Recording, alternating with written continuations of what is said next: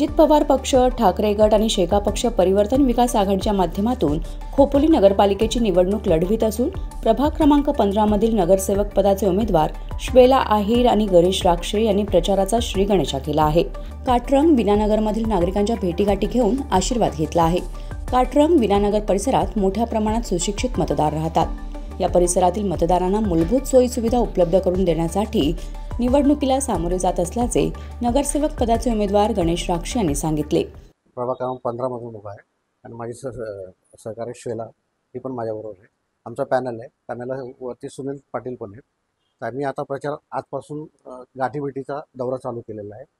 जसं शक्य आहे तसं आम्ही लोकांना मला नाही बोलता येत भेटतोय इथल्या समस्या सोडवण्यासाठी आम्ही एकत्र आलेलो आहे आणि त्या अनुषंगाने आम्ही कामही करतोय. तर नामनिर्देशन उमेदवारी अर्जाच्या छाननीनंतर मतदारांच्या गाठीभेटी घेऊन आशीर्वाद घेत आहोत. यावेळी चांगला प्रतिसाद मिळत असल्याचे नगरसेविका पदाच्या उमेदवार श्वेला अहिर यांनी माध्यमांशी बोलताना सांगितले. नमस्कार, मी श्वेला तुषार अहिर आणि हे गणेश राक्षे. राष्ट्रवादी काँग्रेस पक्षातून प्रभाग क्रमांक 15चे आम्ही अधिकृत उमेदवार आहोत. कालच 18 तारखेला आमच्या फॉर्मची छाननी झालेली आहे आणि आमचे अर्ज स्वीकृत झालेले आहेत. तर आज आम्ही फक्त उद्या आम्ही 20 तारखेला प्रचाराचा नारळ फोडणार आहोत.